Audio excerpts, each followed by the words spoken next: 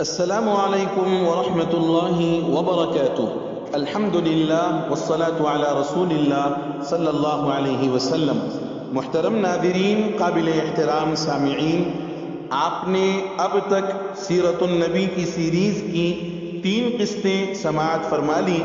آئیے چوتھی قسط آپ کی خدمت میں پیش کرتا ہوں، لیکن گزارش کروں گا کہ اس سیریز کو مکمل سنیں، یقیناً فائدہ ہوگا اور حضور کی سیرت کے مختلف گوشے آپ کے سامنے آئیں گے۔ اور اگر آپ نے ہمارے چینل کو سبسکرائب نہیں کیا ہے تو گزارش ہے ضرور سبسکرائب کر لیں، بیل آئیکن پریس کر لیں تاکہ ہماری اگلی ویڈیوز کی نوٹیفیکیشن آپ کو ملتی رہے۔ حضور صلی اللہ علیہ وسلم کے اخلاق حسنہ۔ حضرت عائشہ رضی اللہ عنہا سے آپ کے اخلاق کے متعلق دریافت کیا گیا تو جواب، آپ کا خلق قرآن پر عمل تھا۔ آپ کا خلق قرآن پر عمل تھا۔ جس سے قرآن ناراض اس سے آپ ناراض، جس سے قرآن راضی اس سے آپ راضی۔ آپ کا غصہ اور انتقام اپنے نفس کی خاطر نہیں ہوتا تھا، لیکن اللہ کی حرام کی ہوئی چیزوں کی ہتک ہوتی تو آپ اللہ کے لیے انتقام لیتے اور غصہ فرماتے، اور جب آپ غصہ فرماتے تو کوئی تاب نہیں لا سکتا تھا۔ سب سے زیادہ سخی اور جواد تھے۔ کبھی آپ نے سوال کے جواب میں لا نہیں فرمایا۔ جود و سخا کا زیادہ زور ماہ رمضان المبارک میں ہوتا تھا۔ دینار و درہم آپ صلی اللہ علیہ وسلم کے دولت خانے میں رات کو گزارا نہیں کر سکتے تھے۔ اگر کبھی کچھ بچ گیا اور لینے والا نہیں مل سکا اور اسی حالت میں رات ہو گئی تو آپ شباشی کے لیے دولت خانے پر تشریف نہیں لاتے تھے جب تک وہ بچا ہوا کسی حاجت مند کو دے کر فارغ البال نہ ہو جاتے۔ جو کچھ اللہ تعالیٰ آپ کو عطا فرماتے، آپ اس میں صرف سال بھر کے خرچ کے لیے اتنی مقدار رکھ لیتے جو آپ کے لیے انتہائی ضرورت کی حالت میں کفایت کرتی، وہ بھی بہت معمولی درجے کی چیز، جیسے کھجور اور جو اور باقی سب کا سب اللہ کی راہ میں صرف فرماتے اور اپنی ذات کے لیے بطور ذخیرہ کچھ بھی نہ رکھتے تھے۔ پھر اپنے اہل خانہ کی بقدر حاجت روزی میں سے بھی ایثار فرماتے، حتیٰ کہ بسا اوقات سال بھر گزرنے سے بھی پہلے احتیاج ہو جاتی۔ آپ صلی اللہ علیہ وسلم سب سے زیادہ سچے، سب سے زیادہ پابند عہد، باوفا، سب سے زیادہ نرم طبیعت تھے۔ آپ کا قبیلہ سب سے زیادہ باکرامت تھا۔ آپ مخدوم و مطاع تھے کہ خدام خدمت کے متمنی اور اطاعت کے لیے بصر و چشم حاضر تھے۔ آپ ترش رو، سخت مزاج نہیں تھے۔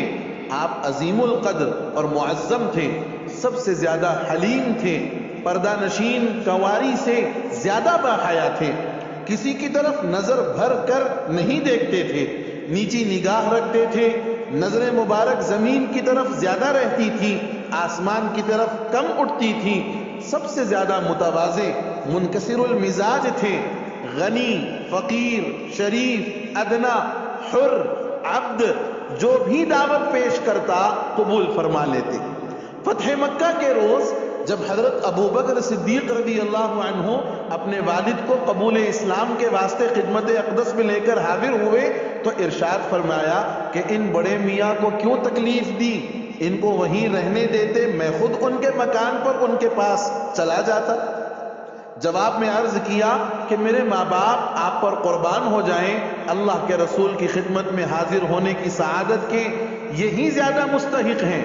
آپ سب سے زیادہ رحم فرمانے والے تھے، پانی کا برتن شفقت سے بلی کے لیے جھکا دیتے تھے، جب تک وہ سیراب نہ ہو جائے برتن ہٹاتے نہ تھے۔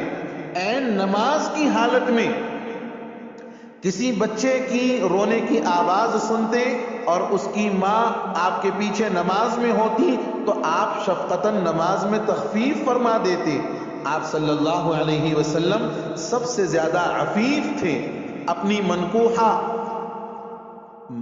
محرم باندی کے علاوہ کسی عورت کو دست مبارک نے نہیں چھوا، اپنے اصحاب کا اکرام کرنے میں آپ سب سے بڑے ہوئے تھے، کبھی کسی مجلس میں آپ کو کسی کی طرف پیر پھیلائے ہوئے نہیں دیکھا گیا، جب ان کے لیے جگہ میں تنگی ہو جاتی تو آپ سکڑ کر ان کے لیے گنجائش نکال لیتے، آپ کے گھٹنے کبھی کسی ہم نشین کے گھٹنے سے آگے نہیں بڑھتے تھے، جو شخص اچانک آپ کو دیکھتا تو غیر معمولی وقار کی وجہ سے ہیبت زدہ ہو جاتا، اور جو شخص میل جول کر کے آپ سے ربط پیدا کرتا تو انتہائی کمالات ظاہرہ و باطنہ کی وجہ سے آپ کا گرویدہ ہو جاتا۔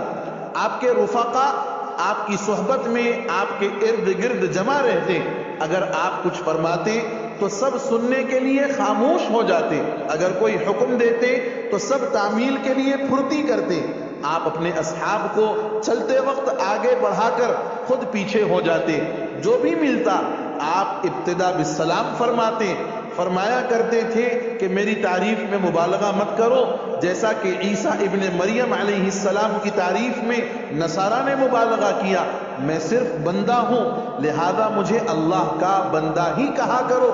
آپ جس قدر اپنے گھر والوں کی خاطر تجمل فرماتے تو اصحاب کی خاطر اس سے زیادہ تجمل فرماتے، اور ارشاد فرمایا کرتے تھے کہ اللہ